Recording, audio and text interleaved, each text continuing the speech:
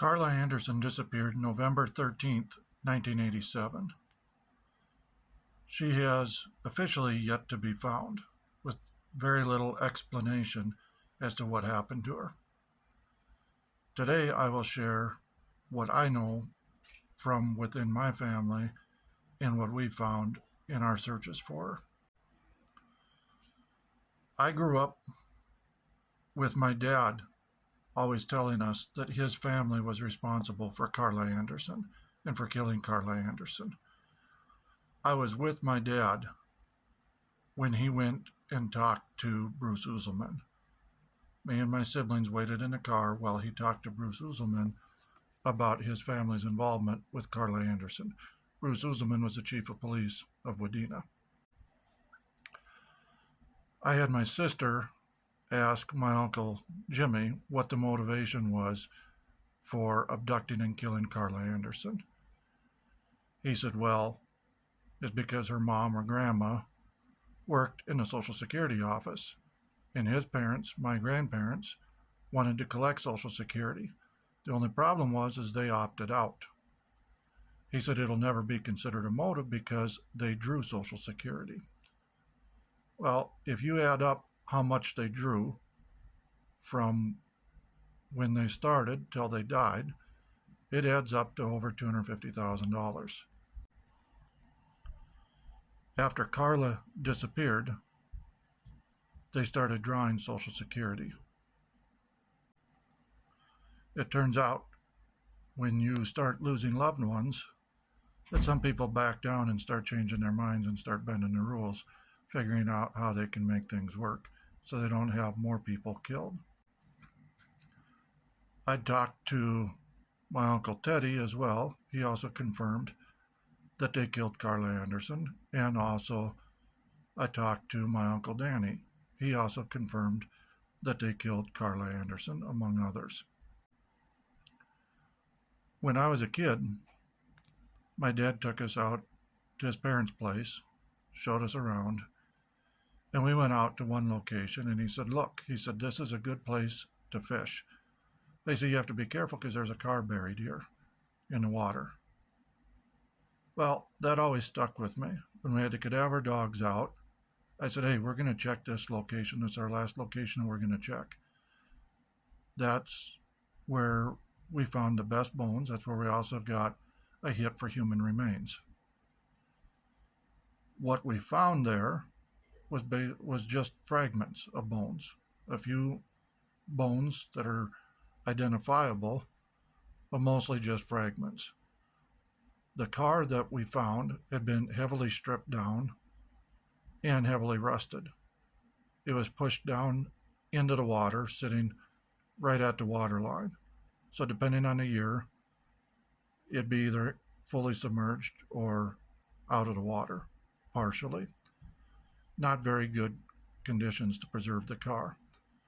The year we dug last year, 2023, it was a dry year.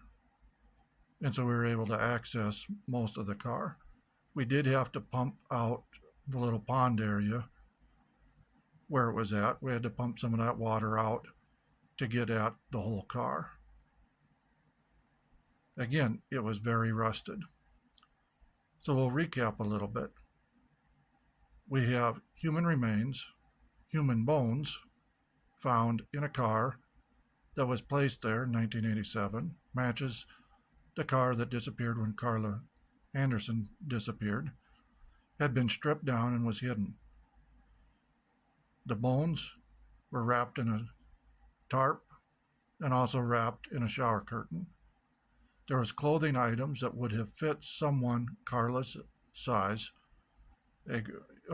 female clothes, inconsistent with the late 80s.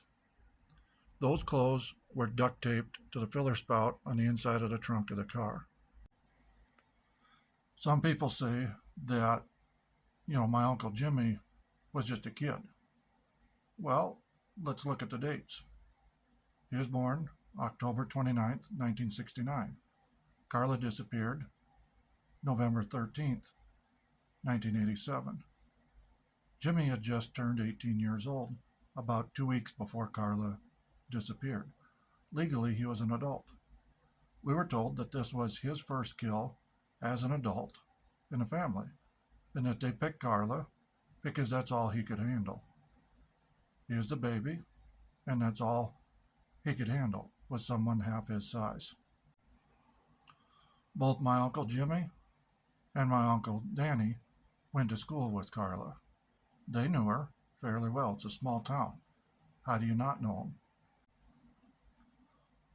One of the things that the Hansons like to do is pick on those that are weaker than them. Easy prey. Anybody that's different, they like to make fun of and try to eliminate them if at all possible. When I've talked to law enforcement, they're adamant that it's the Stout boy, Ricky Stout, that killed Carla. Now, why is that? Where did that rumor get started? Well, from what I've been told, the Stouts were, shall we say, a rowdy bunch. A lot of families were back then. Where that rumor got started after my dad talked to Bruce Uzelman, my grandma, Hanson, and my Uncle Billy went out to see Ricky Stout. Billy proceeded to beat him to death. And then he went in and told Bruce Uzelman that Ricky Stout had confessed just moments before he committed suicide that he killed Carla Anderson. Law enforcement has stuck with that story ever since. They said, well, it makes sense. We can't prove it, but we know who did it. Really? So why are we finding human remains on my grandparents' property, and why is law enforcement flat out refusing to even look at them? BCA did not want me digging out there. They blocked me from getting cadaver dogs in state. This is their job. This is why we pay taxes. And yet, they're actively working to cover up crimes. Steve Young wrote the report out about Ricky Stout. He said in the report that he drank himself to death. The coroner determined that he died from blunt force trauma to the head. How do you bash your own head in from drinking to death? That doesn't add up. How do I know this? The investigator for Wadena County at the time, Amy Lane now, told me. So was she lying? I have no way to verify that. Anytime I've asked for records from law enforcement, they drag their feet. And how would you believe them even if you got the records? Steve Young was always the deputy sheriff that my family used anytime they needed something taken care of. Speeding ticket, whatever it was, any kind of issue that they had, they called him up first thing before anybody else. He was their fix-it man. I guarantee you he wasn't their only fix-it man. Mike Carr Jr. and Mike Carr Sr. both knew what the game was. I will say that they had a vested interest in the game, in the criminal activities. I've tried talking to the county prosecutor about Mike Carr. Nothing. Crickets. I've tried talking to anybody that I can about it within law enforcement to get it dealt with. Nobody will touch it, not with a 10-foot pole. So here we sit, holding bones, key to a cold case, to a murder case, and law enforcement won't touch it. Once we get the money, we'll get them tested and get them confirmed 100% that they are indeed human remains. At that point, we're going to be able to do some more pushing.